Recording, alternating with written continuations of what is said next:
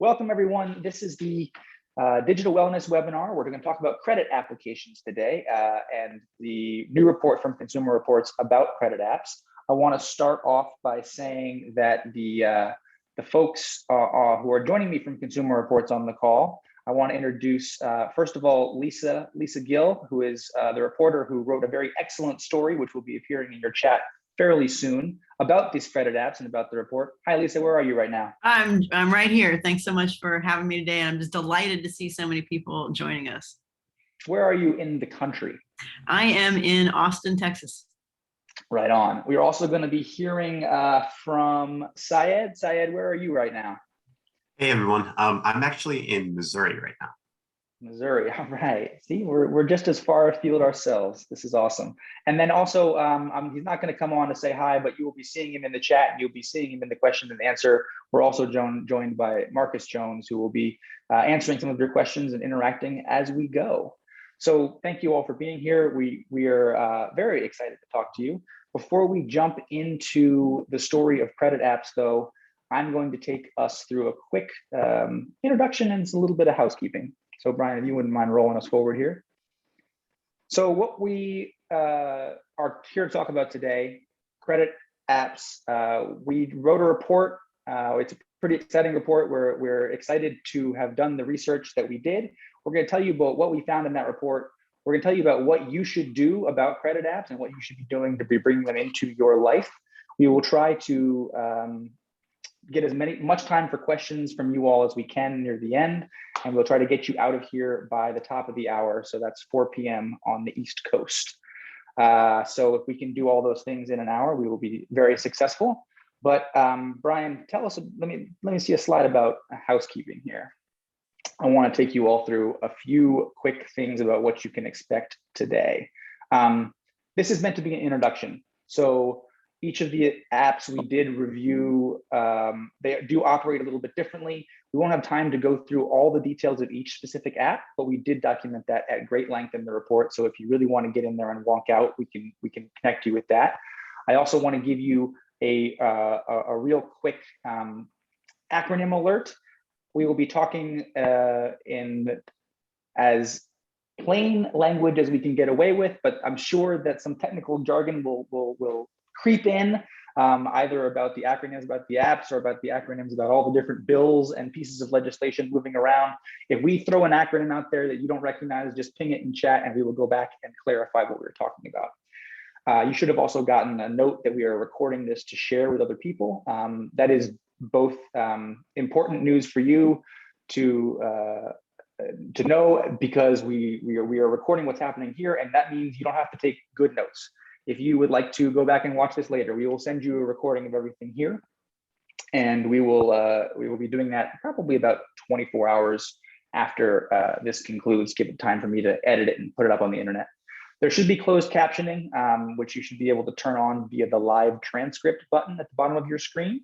There should also be 2 other places that you can interact with us. Many of you, and I love to see it, have already joined us in chat saying hi, and I really appreciate that. Just another note about chat. Right now, most people are talking to everyone, which is great. It means all of your fellow attendees can see it. A few of you are still talking to just the hosts and panelists, which is nice for us, but not as nice for your fellow attendees. So go ahead and talk to everyone if you don't mind. Also, we have the Q&A function. So if you can use that for any questions you might have as we go, we'll try to double back and get to all those questions. I already see that one question has popped up there. So thank you, Michael, for jumping in right away, and we will see if we can get back there as we go. Finally, there will be a link at the end. All of our workshops are available under. We have a website where all of our past workshops are set up and ready to go. So you will find this workshop there after we're all done, as well as some of our past offerings around digital privacy. One last piece of housekeeping, and then I promise we'll get into the actual thing. So I want to set some ground rules for our discussion today. Credit, money in general, can be a surprisingly raw and emotional subject. That's why we ask that you all remember that people here are starting from very different positions and very different knowledge bases. So when using the chat, when asking questions, when engaging with us, your wonderful hosts, please speak from your own experience instead of generalizing, and please try to refrain from any personal attacks and focus on the ideas that we're discussing here. And instead of invalidating someone else's story with your own spin, just share your own story, share your own experience. Our goal is not necessarily to agree, but it is to come up with a better understanding of how these credit apps work and what you can do about them. So finally, after all of that, I will say by attending this webinar, you are agreeing to these ground rules. That means that if you don't adhere to these rules as we go, we have permission to take you out of this session. That's not going to happen today. We're all going to be fantastic, but I just like to say that up top so we can have a good, open, and happy conversation. All right, that is a lot. But Brian, we can roll into what we're actually here to talk about today, which is credit applications. These are a group of apps that offer access to monitoring credit scores and other services. So while Americans have a legal right to access their credit reports once per year free of charge, they do not necessarily have a similar right to see their credit scores that lenders use to evaluate them. So now I'm going to stop talking. I'm going to bring Lisa in here, and I'm going to ask you, Lisa, set the stage for us. Why do our credit scores matter? Yeah. Why is this an important thing? This is a great question, and it gets really to the heart as to why we did all of this research and why Consumer Reports has focused a lot on access to credit scores.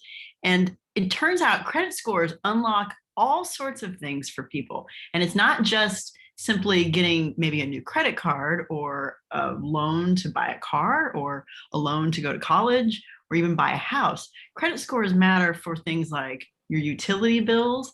It can matter whether or not you get hired for a job, rent an apartment, even your auto insurance can be based on what your credit score is. And so the score winds up being super, super important. And one of the troubles is that, you point out with credit reports that we have access to a credit report for free once a year. That's not true for credit scores. And we will get into this, but there are dozens upon dozens of credit scores. But it's almost, I won't say it's impossible, but it's really tough to just simply, you can't go online and just like type in what's my credit score. And so these apps offer a credit score, and that's one of the primary reasons we dove into them to try to understand like what are these apps and what do you really get. All right, so I think Brian, we can advance the slides again here because we chose a specific set of apps, and I'm going to bring in Syed here to tell us a little bit about why we chose these 5, and I'd be curious to see a little later whether you all recognize these names or whether they're things that you've already used. Sure thing, and thank you, Alan. So we took a look at these 5 apps: Credit Karma, Credit Sesame, Experian, MyFICO, and TransUnion. Some of these apps, as you guys may have noticed, are from the credit bureaus themselves, Experian, TransUnion. And some of them are third-party apps, we should say, Credit Sesame and Credit Karma. The reason we zeroed in on these 5 apps for our research is we wanted to take a look at services that provided a credit score as part of their core value proposition, services that marketed credit scores as one of the reasons to sign up, and then services that had some type of mobile app, given the day and age we live in, and so many of us doing our financial business or personal finance on our phone. And so when we took a look at those 3 criteria, these were the 5 most commonly downloaded services that we came across. Credit Karma claims to have over 100 million users in the United States. And so these apps are pretty popular, and that's why we chose these. Was there any, were there any other apps that were like close to the level, or were these like 5 clear standouts? Are these the leaders in the field, basically? Yeah. So these were the leaders in the field, but they certainly weren't the only apps providing a credit score. Many folks' personal banking apps, people can get access to their credit scores in there, but that's not usually the core proposition from these other companies. These 5 definitely are the leaders in this space. I don't want to step on where we are eventually going about all the different things that our reports found until I ask you all our first poll question of the day. So I'm going to see if I can pop this up on the screen. basically, I'm curious to know of the people on the call, how many of these have you already used? And Brian, you can roll the slide ahead here, but I'm curious to know whether you've used any of these apps or whether you've used more than one of them to monitor your credit score. And I'm going to give everyone a second to see the thing that's popped up on the screen. I will also add that if you don't see anything on your screen, don't fret too much. This is a thoroughly non-scientific poll, and you can also add things into the chat if you don't see anything popping up. But it looks like a lot of people have on this call have used these apps. It looks like only about, it's holding at about 20% of you have not used any of them. And true to Syed's point about market share, looks like Credit Karma is leading the league with about 30% here.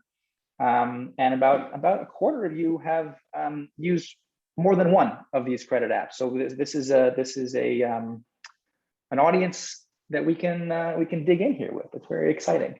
Cool. Thank you all for sharing that. I'm going to go ahead and end that now.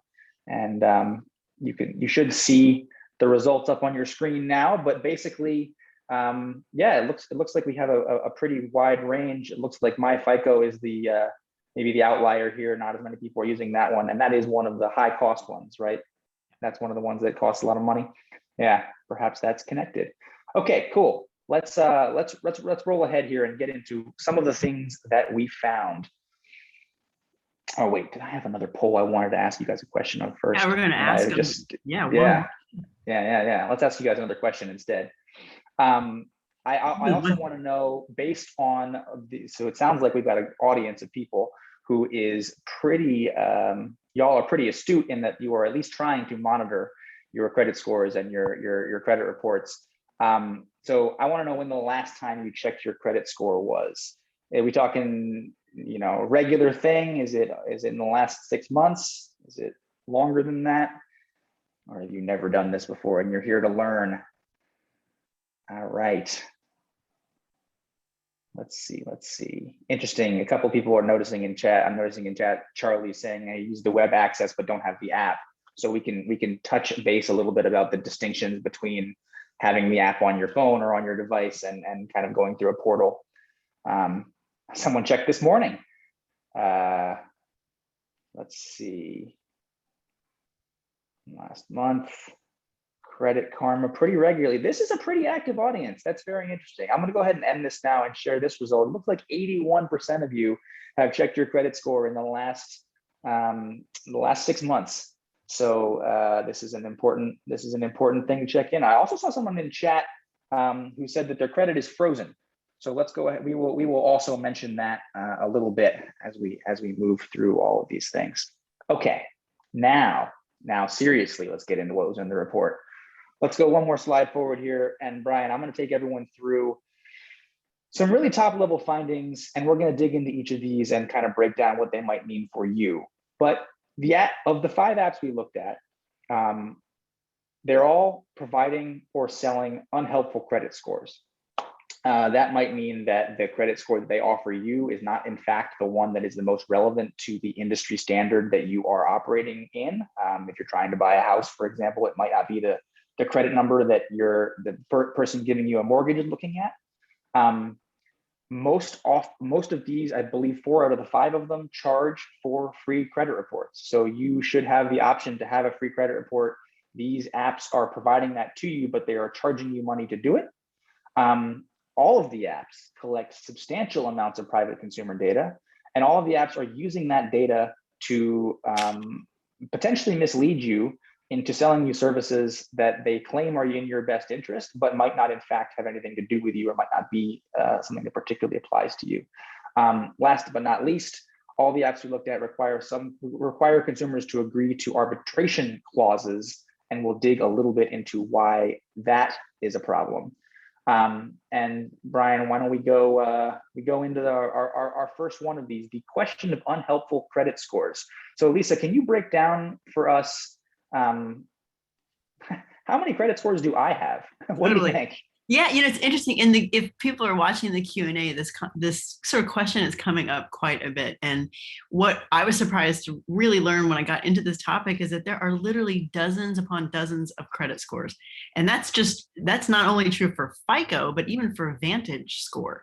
So one thing that we really try to get a good grip on is, FICO is basically an algorithm, and it creates different scores and that weight different things differently. So like, for example, how much credit you have available versus how much you owe, that's your credit to debt ratio, or your on-time payments or payments and collections. These things get weighted differently, and they get created into FICO 2, FICO 5, FICO 8, just different numeric, just different ways of describing a score. FICO 8 is really one of the most common scores. It's called an informational score. And FICO 8 it's basically educational. It helps people get kind of a grip on sort of where their credit falls.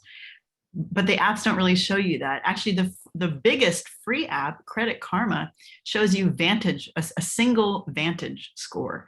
And that Vantage score is not particularly helpful for you if you're going to try to apply for a loan, and definitely not for a mortgage, but really apply for anything. Very, very few banks or credit card companies use Vantage score. So you wind up with this free score, and Vantage score can differ quite a bit from your FICO score. And it winds up really not being a very good indicator of your credit worthiness. And that's a lot of it's a lot of like terms like Vantage and FICO, but those are the two basic types of credit scores. And it really stinks for the consumer, because you're like, well, I've downloaded this app and I've given it all, access to all my information, and then you think that score is really valuable, and it turns out it's not very valuable. We found, and maybe this happened, and I'd love to hear from anyone that this has happened to, where you get the score on your app, and maybe you go try to buy a car, or you try to maybe apply for a credit card, and it turns out that what the lender is looking at, that score is a whole lot different. And we talked to people where that score was a lot lower, and they didn't get a car loan or a credit card. And it really stinks to sort of be surprised like that. I should say too, really quickly in closing, is that MyFICO is actually the one of the 5 that does give you access to useful scores, of course, but you have to pay for it. It's about $20 a month, but you can actually get FICO scores that mortgage lenders would even use. I also just saw, sorry, Syed, I'll bring you in a second. I just saw in chat, Rick mentioning that he was fascinated last year when refinancing our home, that both my wife and I had 100 points higher than he's seen using Credit Karma. So it can swing both ways, huh? Yeah, no, there's no question about it. I mean, it's just that it may not, it's just Credit Karma's Vantage score is not typically just not what a banker or really anybody's going to be looking at. It's just an indicator of, where you are in terms of your credit health, I'd say. Go for it, Syed. Yeah.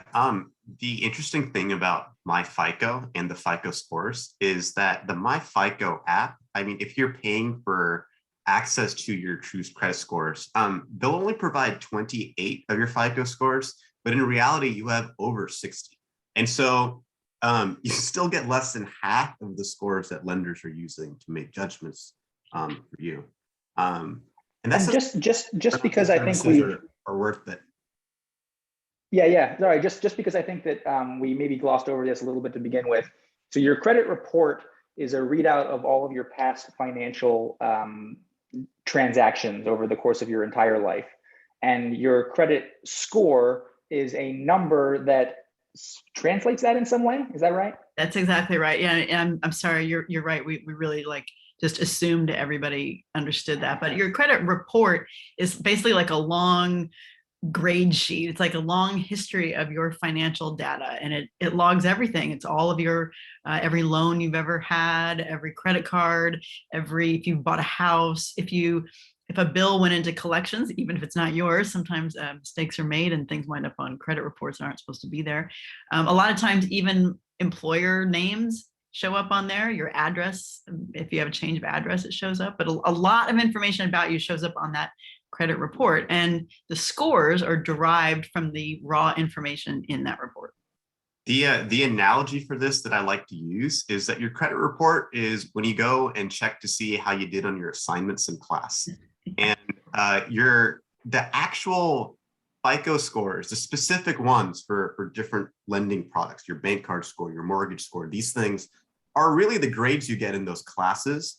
And then the score you see in these apps is just your GPA, which is an approximation of all of this. That's the way I like to explain it to people, because it really is how it works. There's a good question here, Syed, in the Q&A about like why the three credit bureaus have different scores, even using the same, they have different scores, even though it's ostensibly the same information. I have an answer. I was curious if you had an answer. Yeah, well, across different scoring algorithms, they just look for very specific things. I mean, broadly speaking, Vantage and FICO will grade you in different ways. And then within their own specific buckets of algorithms, there are tweaks that they make. In an effort to sort of compete with one another, these are the differences that matter to them. My answer, but Lisa, if you have anything to add. Oh, well, I was going to say too, so the difference even between the three credit bureau, and I won't take us too far afield, Alan, sorry. I'm captivated by this. This is great. Someone asked, what is the difference between the TransUnion, Experian, and Equifax scores? Because they're noticing that they have sometimes different scores. And I would say one issue is that these three credit bureaus are completely separate. They don't speak to one another. Their algorithms are not the same. They are competitors. And they create those credit scores, as Syed said, on their own, like using their own algorithms, but they also may not be using sometimes the same information. I discovered, even in my personal life, that lenders sometimes only report to one or two of the bureaus and not all three. So they're three separate companies, is the short answer. Right, thanks. Yeah. And therefore they might view you as slightly more or less risky depending on which things they've looked at recently. Okay. So the next big point from I want to move us to the next big takeaway from the report. And Credit Karma, I'm sure you guys have all seen the ads about free. That is sort of an earworm and that I can't get away from. If you go to the next slide, Brian, the Credit Karma is the one of the 5 that actually doesn't charge you for your free credit report. So I think this is an important, there we go. This is an important thing, and we should highlight this here. We do think you should check we're going to come across here as somewhat negative about these apps, but we do think you should check your credit report, and that you can do this for free at annualcreditreport.com. And I believe you can do this every week. Is that correct? Until 2022? That's correct. So you can do that for free for a while here, and we're working to try to extend that or make that a permanent feature so that you can always check your credit report for free. That's a major thing that we're working on at Consumer Reports.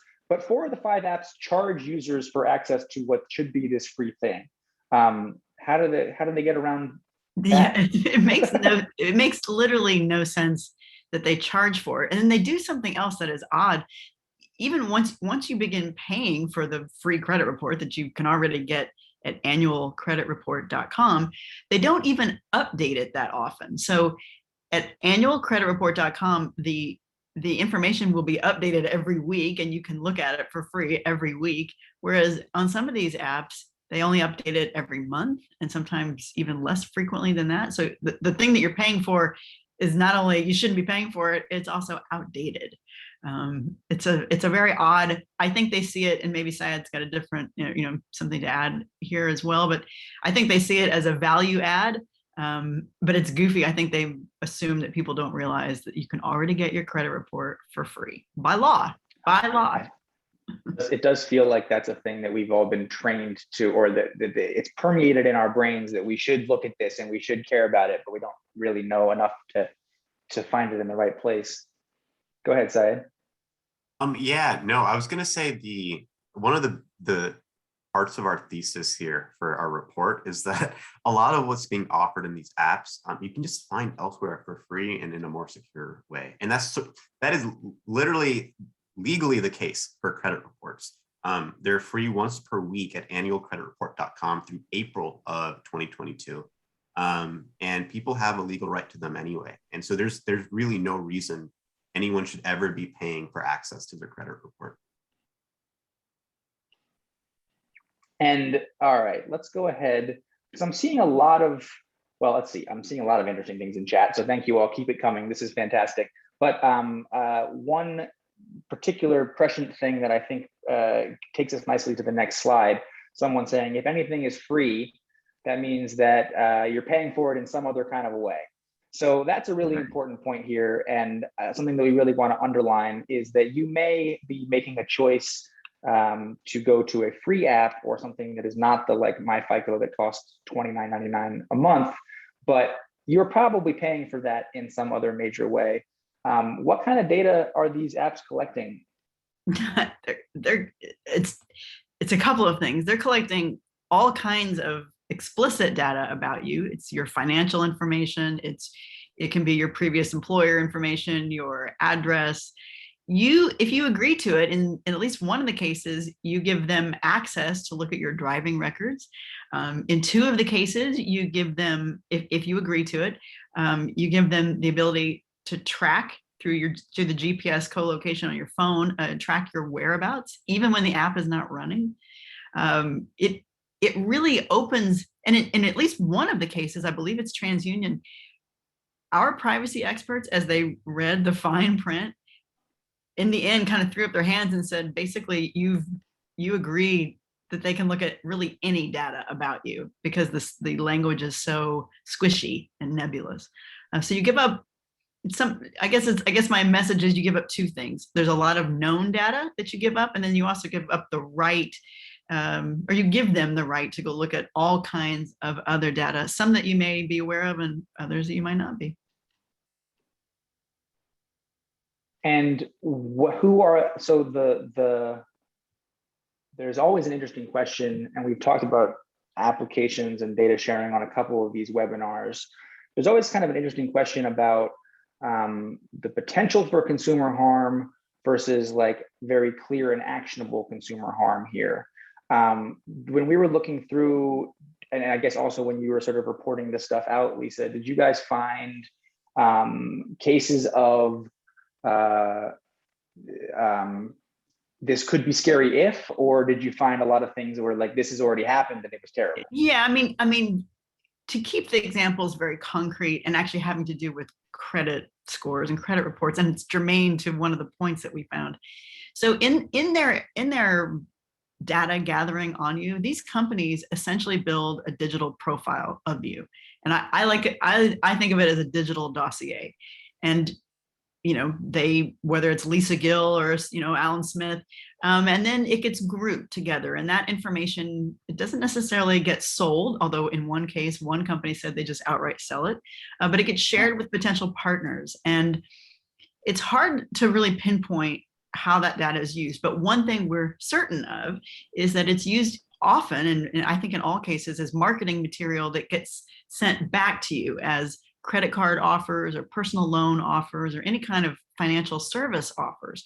And in many cases, that marketing material may make it look as though you've been pre-approved or are already approved, and that all you have to do is basically sign the dotted line and that credit card is yours.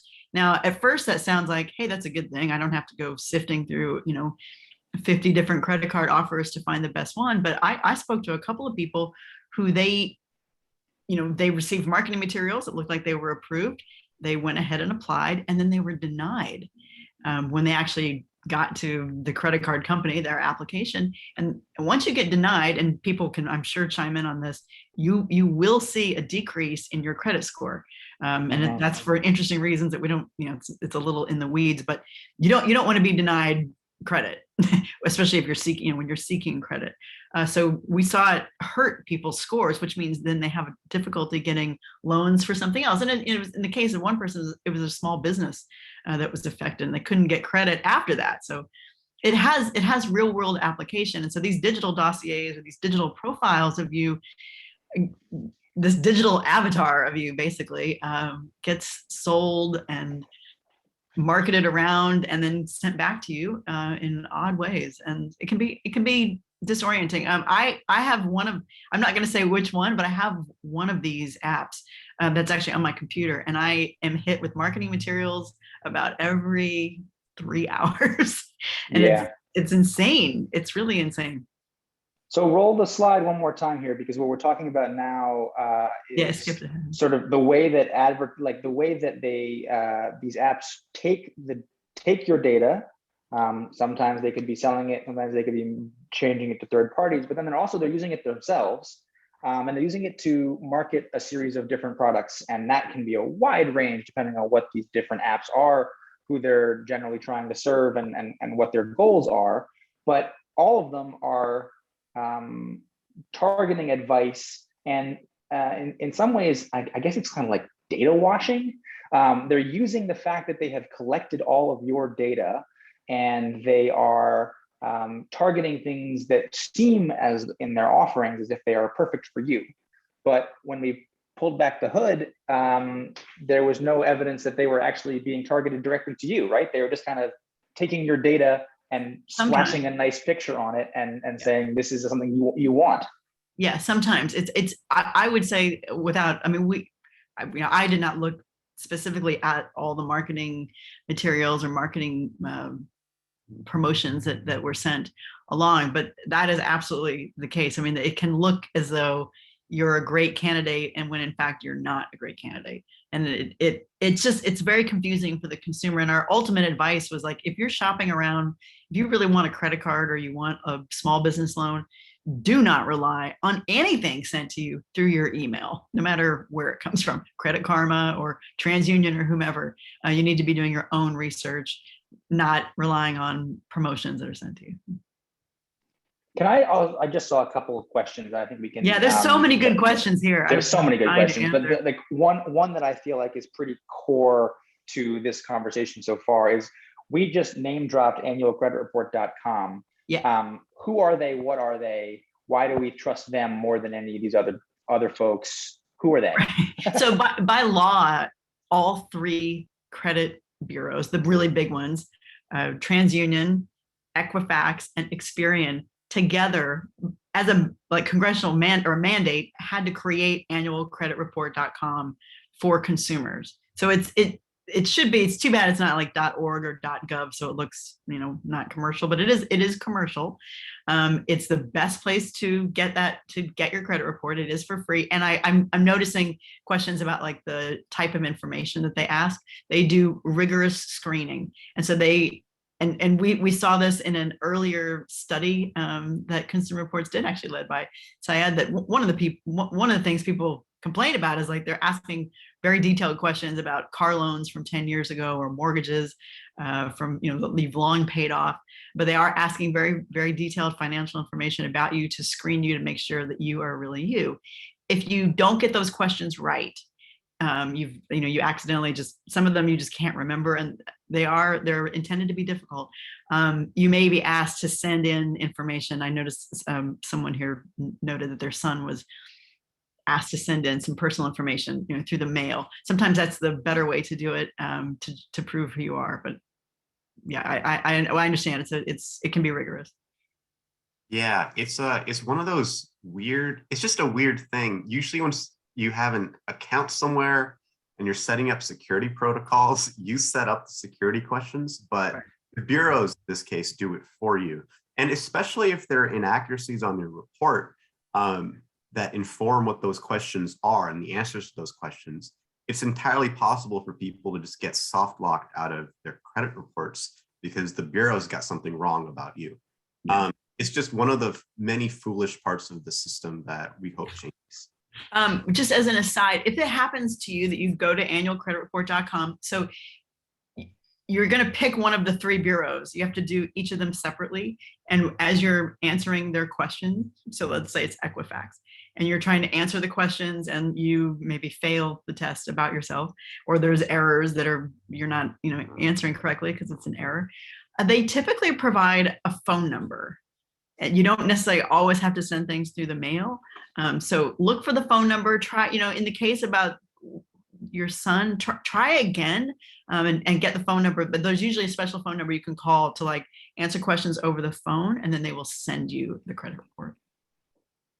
So we're also getting a bunch of questions that I'm not totally sure we're going to have time for, which are kind of like checking into why and how credit reports work, like credit scores work. I don't think we can spend too much time here. There's an infinite amount to be said about these like weird algorithms and why closing a credit card here, opening a credit card here changes your number. I think we probably have some resources we can share though about actually, Alan, I don't want to interrupt, but I will say just blanket across the board, we don't know. We've asked. Right. We've asked FICO, we've asked VantageScore, share with us the algorithm, but they don't. These things are done in, it's not, secret is not the right word, but it is not clear. It is not opaque. It's opaque. How these, so if you're asking like, well, why is, when I open a credit card, this happens, or when I close a card, this happens. I mean, those are some basic things that we can find other places, but your score is going to change all the time. It changes monthly. My score changes almost daily. I think that's normal, but these FICO 8s, FICO 10, FICO 2, they are very, it's difficult to understand what they are. And so there's no easy, anybody that's asking the question, I hate to say there's no easy answer. We don't. So good. All right, let's roll ahead then, Brian. Let's see if we can finish out an important point here. All 5 of these apps require users to agree to a mandatory arbitration clause that might eventually jeopardize your ability to do anything, class action lawsuit, do any kind of follow-up against the app if you are harmed in any way. That's a pretty, that's a pretty self-explanatory thing that we think is pretty bad. Is there anything you want to add to that finding? Yeah, it's worse. Yeah, it's worse. And so I know this is not just bad, it's worse. This is the dork of me, and I'm going to be very raw about this. So we're Consumer Reports. It's total Consumer Reports dork, but it's important to understand this. And these phrases like mandatory arbitration just sounds so boring. But let me explain what that means in terms of your credit report. What we have determined using outside experts reading these different like user agreements and terms of service agreements with these apps, we believe that actually, I should say, this has even been tested in the courts. If you agree to these and you have a problem not having to do with the app itself, but you have a problem with your credit report later. Let's pretend that you've got an error on it. You've got late payments that are showing up that are not yours, or stuff in collections that's not yours. And that happens actually quite a bit. And you attempt to dispute the error, that's a normal thing, and we can drop in the chat how to dispute errors with the 3 big credit bureaus. And you definitely should dispute errors, and you definitely want that credit report to be accurate, like actually your information. But let's pretend that you dispute it and you get denied for whatever reason.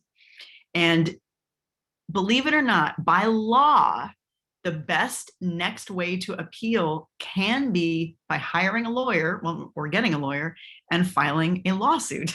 It's not something that everybody does, but there is a provision in the Fair Credit Reporting Act, a provision like a pathway for consumers that gives them the right to sue the 3 bureaus if they can't get the dispute settled through the normal channels. Now, this is an important right because it means that like bad or faulty information doesn't just linger on your credit report and screw up your credit score for the rest of your life. And unfortunately, we believe that when you, particularly for TransUnion and for Experian, since they're credit bureaus, whereas like for Credit Karma, they're not a credit bureau. So for TransUnion and Experian, we believe that when you click like, yes, I agree, you have waived your right to sue them in court if you have a problem with your credit report. And so that is kind of, it's serious. There's no easy resolution. And when we kind of really hit on it, we were shocked, to be fully honest. And that's I'll end my dork rant there, but you give up an important right that actually Congress has given you. Yeah. All right. I'm looking at the clock and I want to get us some of these amazing questions. So Brian, let's move on, if we could, to our final poll question for you all today. this is going to, unpack a couple of different things here. I want to know, have you ever asked your credit card issuer to raise your credit limit? Have you ever called them up and asked them to do something like that for you? And we can talk about why that might be an important thing in just a second, but it looks like lots of you have tried and most of you have succeeded, the ones that tried. It's looking like about 50-50 between yes and it worked and no, I haven't tried. And a few people who tried and it didn't work, but that seems to be in the minority here. So I bring this up, or this is an interesting question for quite a few reasons. And thank you for participating in that poll. I'm just going to share the results back to you right here. I bring that up because it's kind of an interesting way into the question, and Brian, you can advance the slides here one more time, about how our credit limits affect our credit scores. So a lot of the credit scores are built, and as Lisa said, we don't necessarily know all that much about any of these, but in some cases we do know that there's something called the credit utilization rate, which is the total balance of your credit card divided by the total amount of credit available to you. So you want to keep that number low. If you can therefore assume, and this is getting a little bit into the math department, but we can play along with this for a second. If you therefore assume that your spending is about the same and you have to spend a certain amount of money on groceries and you have to kind of spend a certain amount of money on your credit card per month, then what you want to do is you want to get your limit higher, because then your regular everyday spending will change your ratio. It'll be a smaller percentage of what your overall total is. And so that's just another little angle in here. I'm not going to spend any more time on that. Sorry, guys. We talked. I mean, no, just like that topic is always such a hot topic. It's typically 30%. I'll say that. Yeah. Or less. Yeah. That's what you should be shooting for. But go ahead and call and ask. As we just saw from this informal poll, it's never a bad idea to call your credit card and say, hey, bump my total limit up. Now, we don't think you should therefore then go and spend your total limit. Remember, this is entirely to keep that ratio a little bit lower, closer to 30%. So don't take the bump in your limit as more money that you can spend. But Brian, let's keep moving here. Let's keep moving, because I want to get into what we think the credit score app providers need to do here for their products to be considered useful to us. They need to make the credit report access free through their apps, because it's free already and they are marketing something that they shouldn't be. They need to provide free access to accurate credit scores that lenders actually use. They need to remove arbitration clauses from their terms of use, and they need to give users information and offers that are in the user's best interest. So basically, we think they need to change every major point that we talked about in that previous thing. Syed, tell me about, how are we going to get them to do this? Is it just going hand in hand and saying like, please be better? There's a little bit of that. Good, that's important. The important thing about all 5 of these points is that these companies could do them today if they really wanted to. And especially when it comes to the credit bureaus and the specific apps that they provide, the credit bureaus are among the most complained about companies in the country, Experian and TransUnion, and then Equifax too, which doesn't have an app.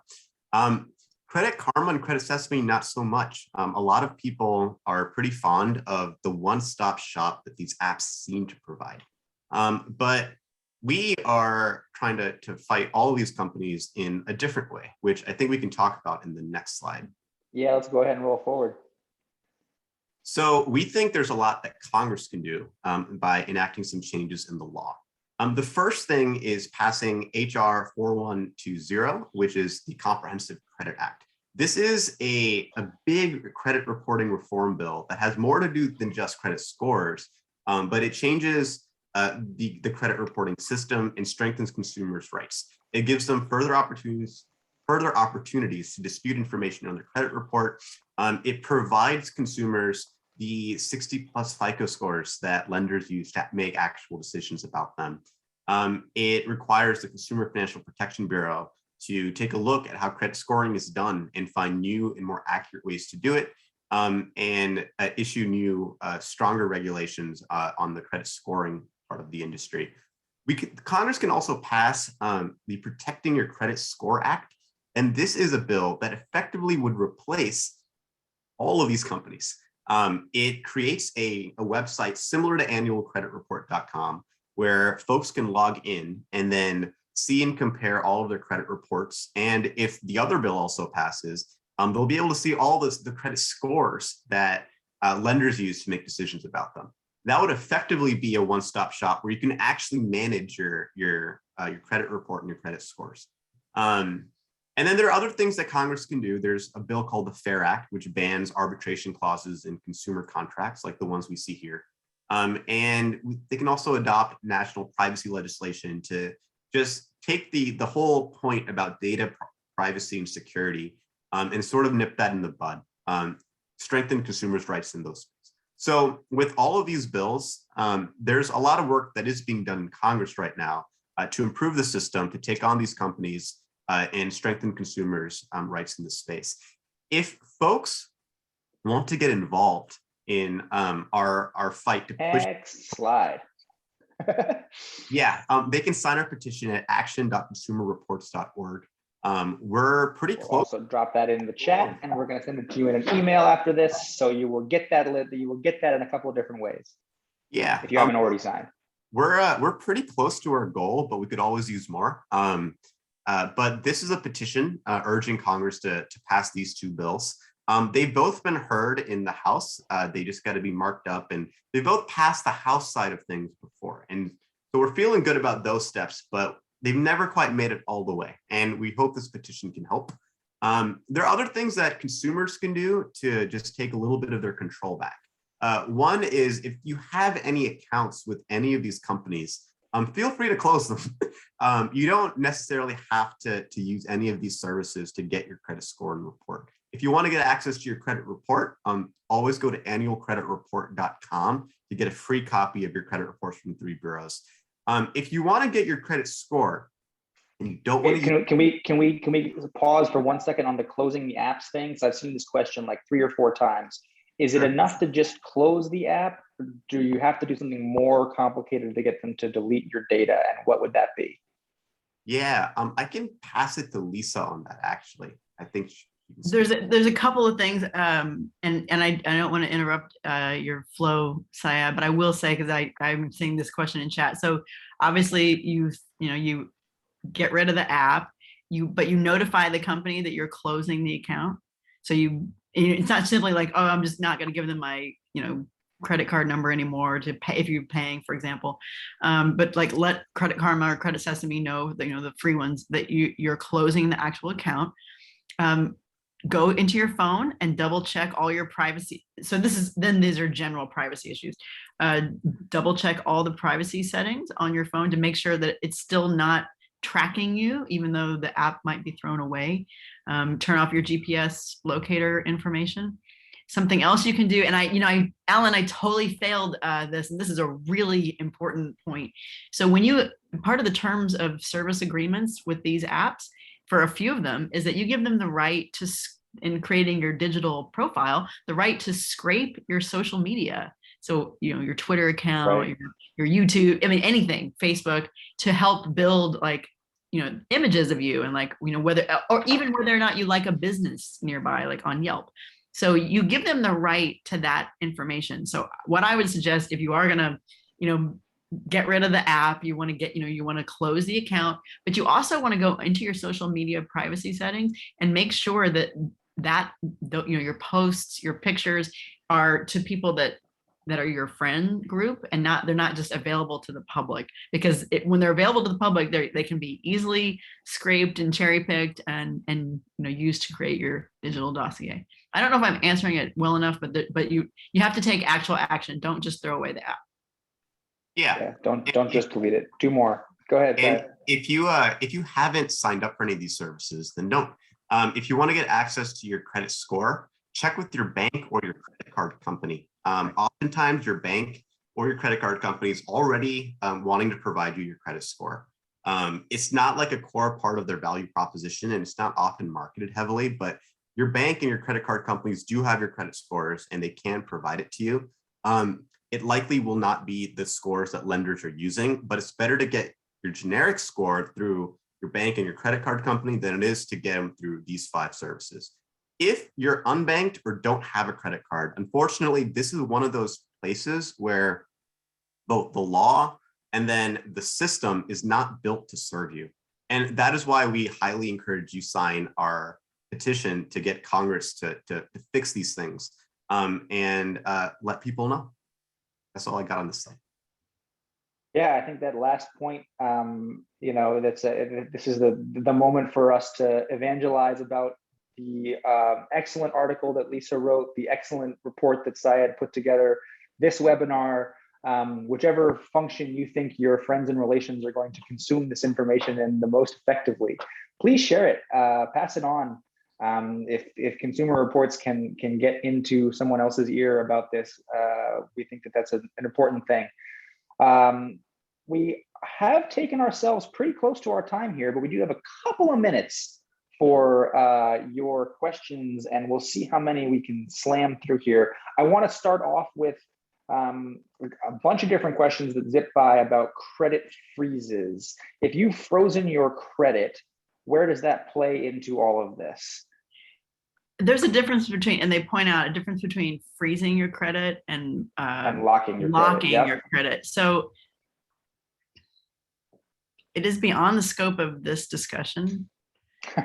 And so I'm tepid to wander into this, and I'm only going to answer from my personal experience, but I can tell you that credit locking will apply across the board to all. It's a more serious thing that you do, and it can take, once you lock it, it can take days upon days to have it unlocked if you're trying to, like, say, get a mortgage or get a credit card or something. And it doesn't allow anybody, like any entity, to look at your credit score for any reason or try to look at your report or try to gather like a score about you. Freeze it has to do more with marketing. I believe freezes are per credit bureau.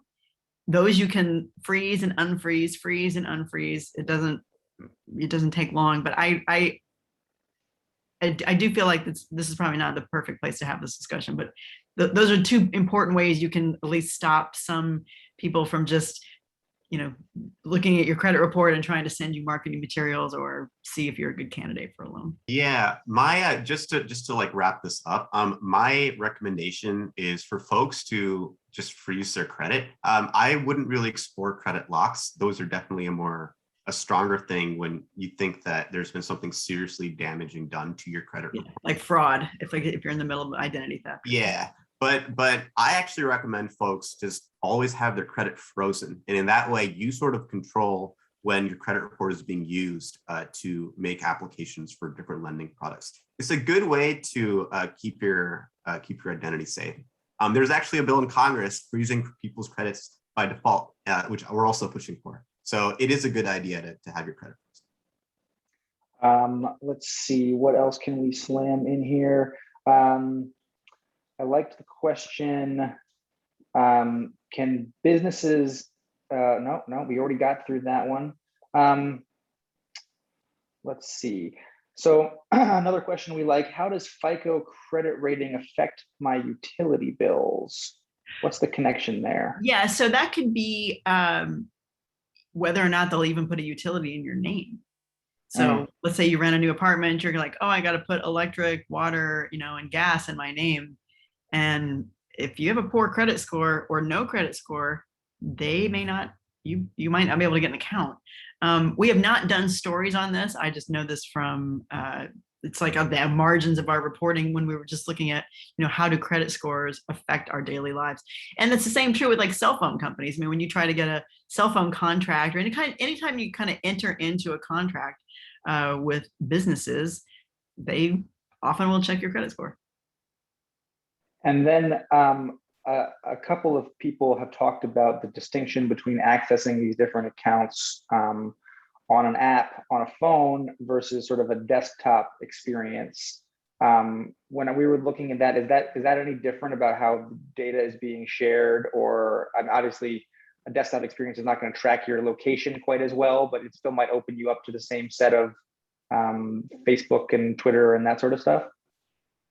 That's a good question for Syed. I mean, to the kind person who's asked this very good question, we really focused on the mobile apps, and I will say though, the same issue with like anytime you're dealing with a user agreement or terms of service agreement, and there's all that fine print. You gotta read it. I mean, it's so the services themselves and their offerings will be they should be the same across your desktop and your mobile. The reason we focused on mobile apps is because you're usually giving up more information, because so much of our lives are now on our phones, and your phone is just a bit more of a vulnerable place for data to be seeping out.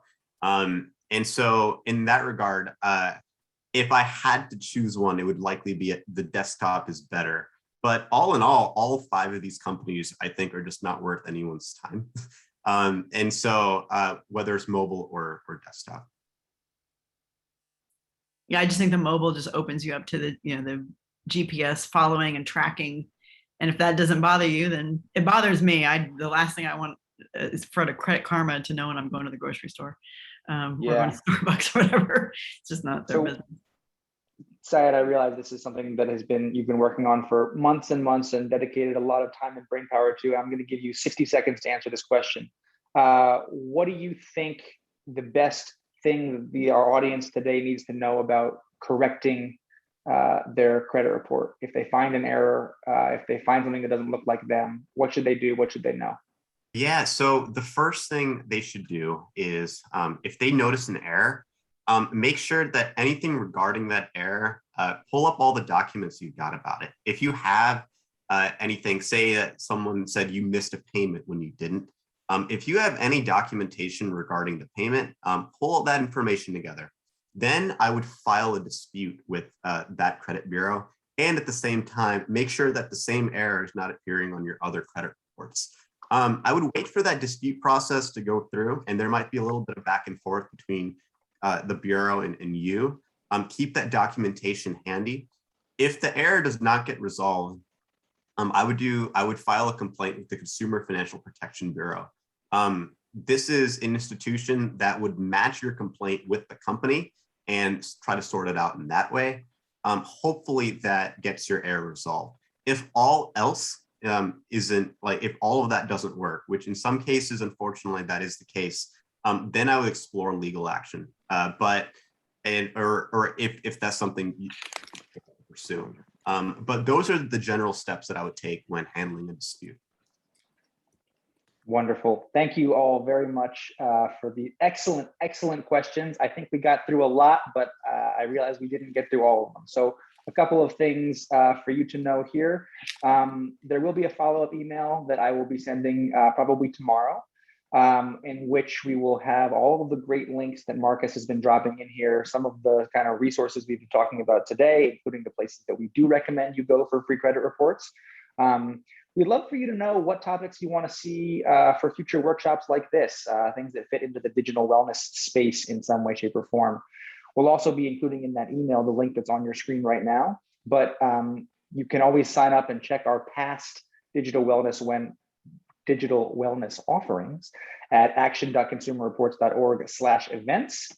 And then if there was a burning question that you feel like we didn't get to, or if there's any other reason you want to get in touch with us, that email address there at the end, community@cr.consumer.org, should get you to me, and I can get it to the right party after that.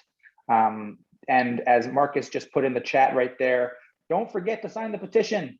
We need you. We need your voices. We need your pushing with us to make all of this complicated stuff a little less opaque and a little more consumer friendly. So appreciate the time, everyone. Thank you, Lisa. Thank you, Syed. Thank you, Marcus. Thank you, Brian, behind the scenes. Talk to y'all soon. Bye. Thank you all. This was terrific.